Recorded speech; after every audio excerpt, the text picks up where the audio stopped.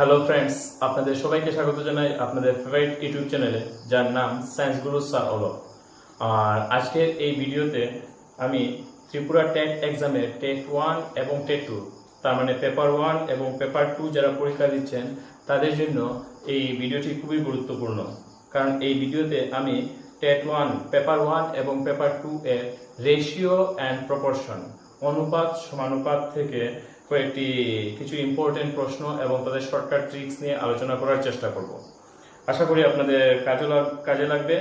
তো ভিডিওটি শুরু করার আগে প্রথমে বলবো, যারা এখন পর্যন্ত আমার চ্যানেলকে সাবস্ক্রাইব করেননি তারা যত তাড়াতাড়ি পারেন সাবস্ক্রাইব করে নিন এবং সাথে নোটিফিকেশন বেলটা অন করে রাখবেন, যাতে আমার চ্যানেলের যে কোনো ধরনের নতুন আপডেট তাড়াতাড়ি আপনাদের কাছে চলে আসে।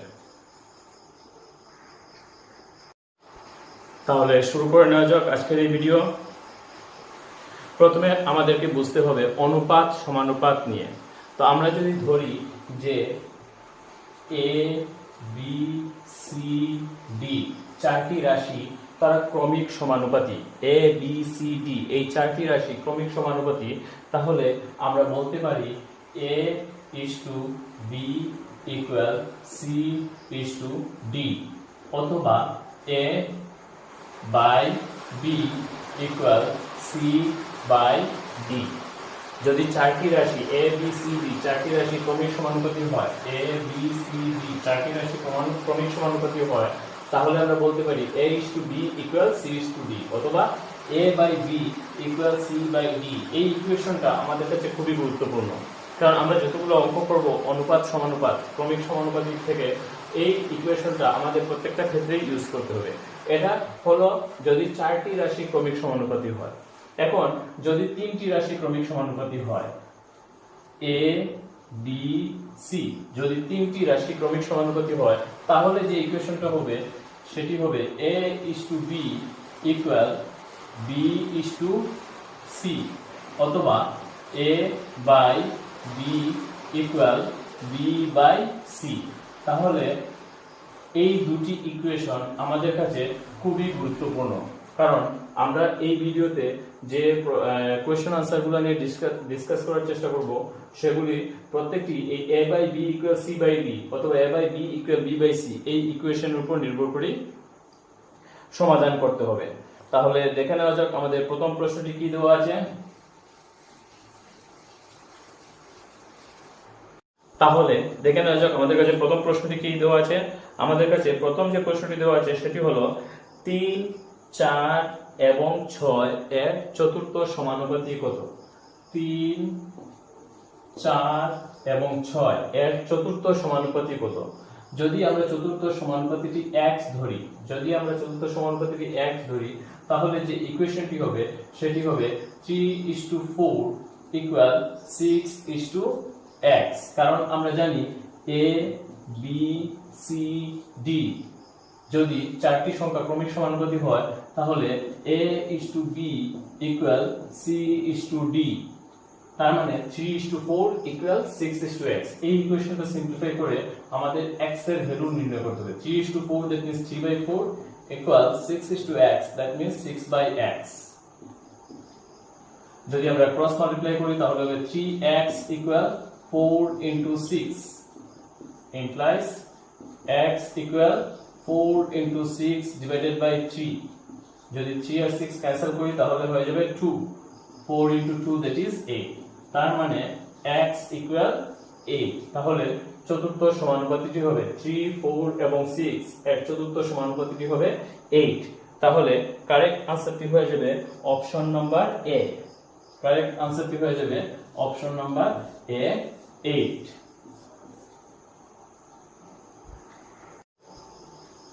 নেক্সট যে প্রশ্নটি দেওয়া আছে আপনারা দেখতে পাচ্ছেন স্ক্রিনের মধ্যে দেওয়া আছে প্রশ্নটি যে 4, 16 এবং 7 এর চতুর্থ সমানুপাতি কত। 4, 16, 4, 16 and 7 এর চতুর্থ সমানুপাতি কত। যদি আমরা চতুর্থ সমানুপাতিটি x ধরি তাহলে সেম আগের ইকুয়েশনের মতো হয়ে যাবে 4:16 equal 7:x। 4:16, that means 4/16 equal 7/x. যদি আমরা ক্রস মাল্টিপ্লিকেশন করি 4x equal 16 into 7 implies x equal 16 into 7 divided by 4. যদি ক্যান্সেল করি 4 7 are 28. x equal 28. তাহলে 4 16 এবং 7 এর চতুর্থ সমানুপাতিটি হবে 28. তাহলে কারেক্ট আনসারটি হবে option number C. Option number C 28। আমরা এতক্ষণ যে দুটি প্রশ্ন করলাম সে দুটি হলো চতুর্থ সমানুপাতি নির্ণয় করা। এখন নেক্সট থার্ড যে প্রশ্নটি করব সেটি হলো, আপনারা দেখতে পাচ্ছেন প্রশ্নের মধ্যে দেওয়া আছে 8 এবং 12 এর তৃতীয় সমানুপাতি। তৃতীয় সমানুপাতিটি নির্ণয় করতে হবে। তো আমি আগেই বলে রেখেছিলাম যে a b এবং c যদি তিনটি রাশি ক্রমিক সমানুপাতি হয় তাহলে যে ইকুয়েশনটি হবে a:b equal b:c। এখন আমাদেরকে তৃতীয় সমানুপাতি নির্ণয় করতে হবে। নাম্বারগুলো দেওয়া আছে 8 এবং 12। 8 এবং 12 যদি ধরি তৃতীয় সমানুপাতিটি হলো x, তাহলে যে ইকুয়েশনটি হবে 8:12 equal 8:12 equal 12:x. 8:12, that means 8/12 equal 12/x. যদি আমরা ক্রস মাল্টিপ্লিকেশন করি 8x equal 12 into 12, তার মানে x equal 12 into 12 divided by 8. Both the numbers are divisible by 4. 4 2 are 8, 4 3 are 12, 2 6, 6 3 are 18. তাহলে x equal 18. তার মানে কারেক্ট আনসারটি হবে অপশন নাম্বার সি। 8 12 এবং 8 এবং 12 এর তৃতীয় সমানুপাতিটি হবে 8. Option number C is the correct answer 18. 8 এবং 12 এর তৃতীয় সমানুপাতিটি হবে 18.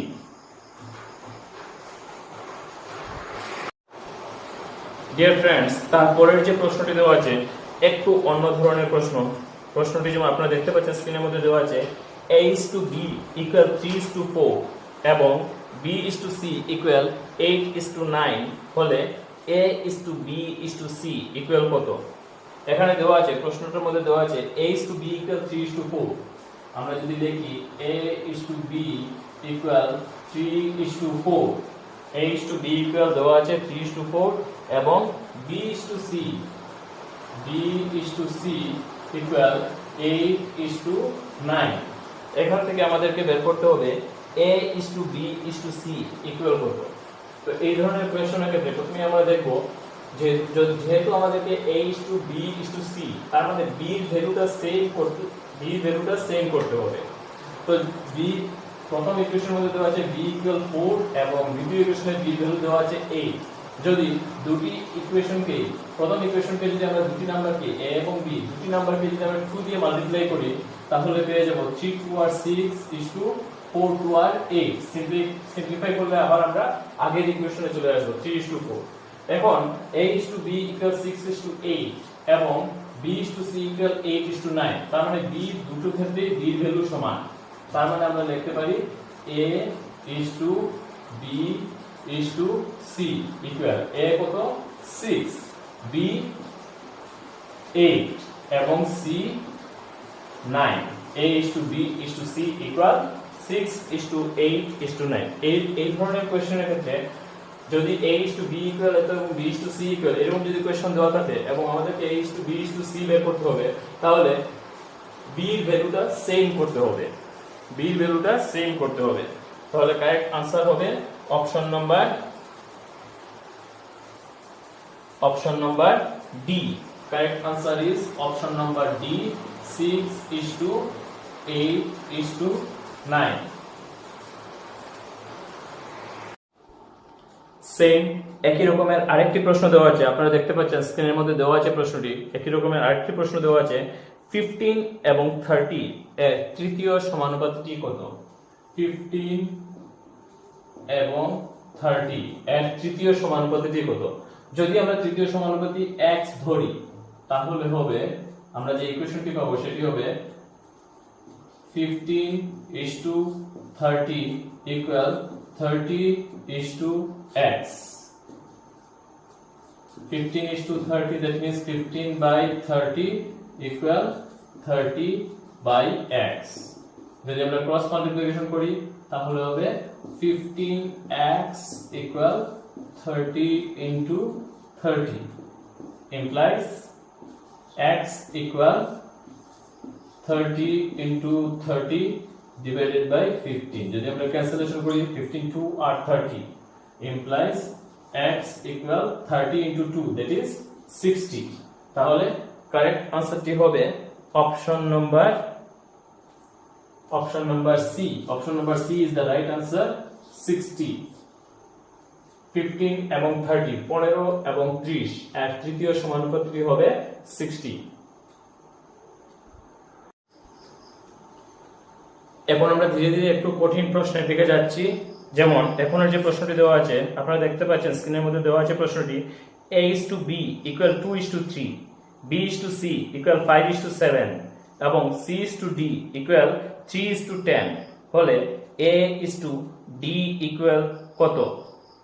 আমাদেরকে দেওয়া আছে a:b equal 2:3, a:b equal 2:3 এবং দেওয়া আছে b:c equal 5:7, b:c equal 5:7 এবং c:d equal 3:10, c:d equal 3:10 হলে a:d equal কত? a:d equal কত? আমাদের কাছে দেওয়া আছে a:b equal 2:3, b:c equal 5:7 এবং c:d equal 3:10 হলে a:d equal কত? আমরা যদি লিখি a/b equal 2/3, b/c equal 5/7 এবং c/d equal 3/10. এখন আমরা যদি a/b into b/c into c/d করি তাহলে প্রথমে ছিল a/b এর ভ্যালু ছিল 2/3 into b/c that means 5/7 into c/d ছিল 3/10. আমরা যদি এদিকে দেখতে পাই b ক্যান্সেল, c ক্যান্সেল, তার মানে আমাদের কাছে থাকবে a/d। আর এদিকে যদি আমরা সিম্পলিফাই করি 3 ক্যান্সেল, 5 2 আর 10 2 ক্যান্সেল, তাহলে উপরে থাকবে শুধুমাত্র 1 এবং নিচে থাকবে 7। দ্যাট মিন্স আমরা লিখতে পারি a:d equal 1:7। তাহলে কারেক্ট আনসারটি হবে a:d equal 1:7। কারেক্ট অপশনটি হবে option number A। Option number A হবে কারেক্ট আনসার, a:d equal 1:7। তারপরের যে প্রশ্নটি দেওয়া আছে আপনারা দেখতে পাচ্ছেন স্ক্রিনের মধ্যে দেওয়া আছে প্রশ্নটি x plus y at 10% equal x minus y at 50% হলে x is to y equal কত? ভেরি ইম্পর্টেন্ট কোয়েশ্চন, প্রায় সময় এরকম কোয়েশ্চন আপনারা পরীক্ষাতে পাবেন। x plus y at 10% equal x minus y at 50%। আমরা যদি ইকুয়েশনটা লিখি x plus y at means into 10% equal x minus y at 50%, x minus y at 50%। x plus y এর 10% সমান সমান x মাইনাস y এর 50% হলে x is to y equal কত? যদি আমরা এই ইকুয়েশনটা সিম্পলিফাই করতে যাই, x plus y 10% means 10 by 100 equal x minus y, sorry, x minus y এর 50% means 50 by 100. দুইদিকে 100 ডিনোমিনেটর আছে, আমরা ক্যান্সেল করতে পারি, তাহলে আমরা পেয়ে যাব সাথে 0 0 ক্যান্সেল করতে পারি, তাহলে আমরা পেয়ে যাব x plus y equal 5x minus 5y. যদি আমরা সবগুলো x একদিকে নিয়ে আসি, x minus 5x equal minus 5y minus y implies minus 4x equal minus 6y. দুই দিকে মাইনাস মাইনাস আমরা ক্যান্সেল করতে পারি, তাহলে হবে x by y equal 6 by 4. দুটি নাম্বার 2 দিয়ে ক্যান্সেল যাবে, 2 3 আর 6, 2 2 আর 4, that is 3 by 2. তাহলে আমরা লিখতে পারি therefore x is to y equal 3 is to 2. Sorry, x is to y equal 3 is to 2. তাহলে কারেক্ট আনসারটি হবে অপশন নাম্বার ডি। কারেক্ট আনসারটি হবে option number D, 3 is to 2. এইরকম কোয়েশ্চেন প্রায় সময়ই আপনার ত্রিপুরা টেট এক্সাম এর পেপার 1 এবং পেপার 2 এর মধ্যে পেতে পারেন। তারপরের যে প্রশ্নটি দেওয়া আছে সেটি হলো x is to y equal 2 is to 3 এবং y is to z equal 4 is to 7 হলে x is to y is to z এর মান নির্ণয় করো। আমাদের কাছে দেওয়া আছে x is to y equal 2 is to 3, x is to y equal 2 is to 3 এবং y is to z equal 4 is to 7, y is to z equal 4 is to 7. তো আমি আগেই বলেছিলাম যে এখান থেকে x is to y এবং y is to z এইরকম যদি দেওয়া থাকে এবং আমাদেরকে বের করতে হবে x is to y is to z, x is to y is to z এর মান নির্ণয় করো। তার মানে আমাদেরকে y এর ভ্যালু সেভ করতে হবে। যদি আমরা y এর ভ্যালু সেভ করতে যাই, এখানে y এর ভ্যালু আছে 4 এবং এখানে y এর ভ্যালু আছে 3। যদি আমরা প্রথম ইকুয়েশনকে 4 দিয়ে মাল্টিপ্লাই করি, এবং দ্বিতীয় ইকুয়েশনকে y এর ভ্যালু 3 দিয়ে মাল্টিপ্লাই করি, তাহলে কি পাবো? 4 2 আর 8 is to 4 3 আর 12 এবং দ্বিতীয় ক্ষেত্রে পাবো 3 4 আর 12 is to 3 7 আর 21।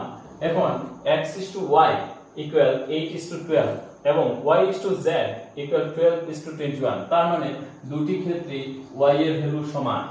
তার মানে আমরা লিখতে পারি x is to y is to z equal 8 is to 12 is to 21। এটি হবে কারেক্ট আনসার। আমাদের কাছে অপশন দেওয়া আছে, অপশন নাম্বার বি হবে correct answer. 8 is to 12 is to 21।